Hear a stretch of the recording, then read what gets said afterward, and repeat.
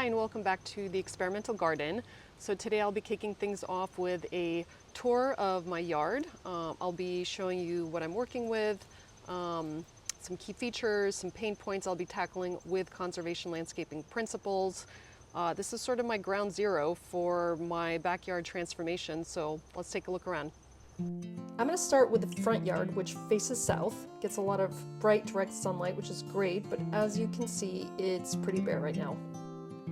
At first glance, it might look like grass, but that's being generous. When you zoom in, it's really just a mix of invasive weeds that we mow over to keep things tidy, things like bamboo, Japanese stilt grass, crabgrass, a few others that I definitely want to get under control.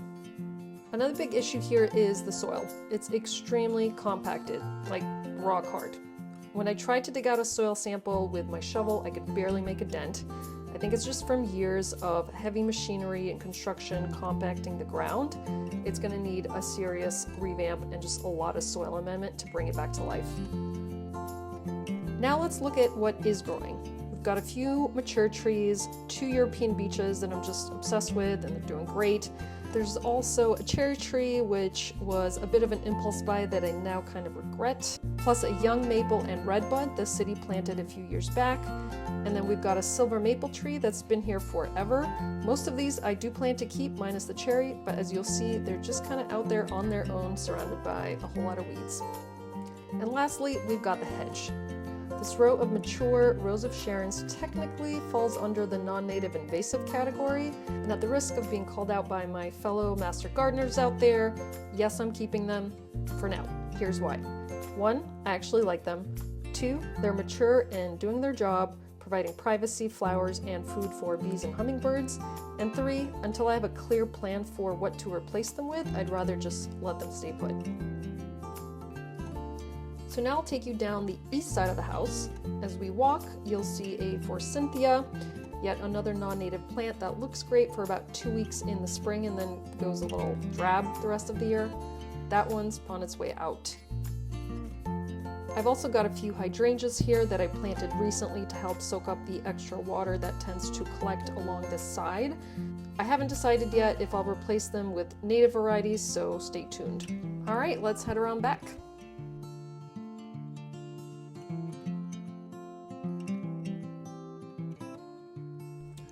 Along the fence line, I've got a row of alternating little gem magnolias and some columnar arborvitae, both evergreens meant to give us some year-round privacy.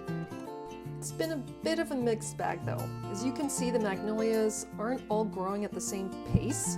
My working theory is that the first 2 are struggling because the soil over here gets waterlogged. They're planted a little too close to the downspout. There's no real path for rainwater to go, no way to slow it down, so it just pools around these trees and suffocates their roots. That's definitely something I'll be tackling as part of this conservation landscaping project, figuring out how to direct and slow that water so these trees can actually thrive. And now we come to the vegetable garden.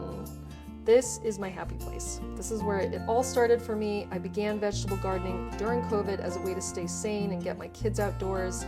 What started as a tiny soil patch framed by a few rotting cedar planks has now grown into a 128 square foot 14 steel raised bed where I grow everything from tomatoes to arugula. So now we're at the back fence where I recently planted 3 green giants. I call them the 3 sisters.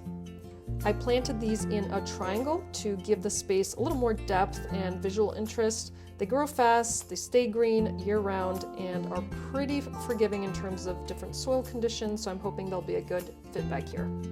Right next to them is my compost station. I tucked it behind the shed on purpose so you can't see it from the house. This whole thing took me about a year to figure out. I've learned a lot through just trial and error, so I'll be sharing more about what's worked and what hasn't in an upcoming composting playlist, so stay tuned for that. And with that, we're now all the way at the back of the property looking north. Let me give you a quick panoramic view so you can just get a sense of the space. The biggest challenge here, and really the main reason I started this whole conservation landscaping project, is water. When we get a strong storm, the backyard looks like a river runs through it. You can practically kayak across it. There are a few reasons for that. More housing development means bigger roofs, bigger driveways, and less space for water to soak into the ground.